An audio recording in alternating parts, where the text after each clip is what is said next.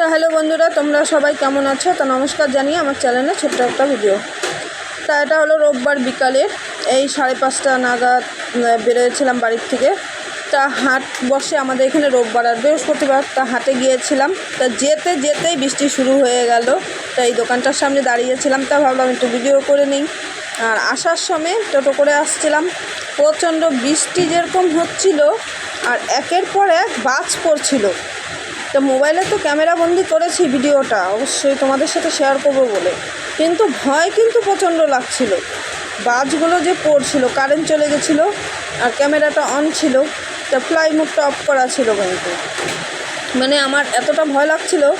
তা হাতটা এমন অবস্থায় ছিল, মানে হাতের জিনিস ছিল বলে তা হাতগুলো ইউজও করতে পারিনি, যে মোবাইলটা নামাবো বা বন্ধ করবো ওইভাবেই ধরা ছিল।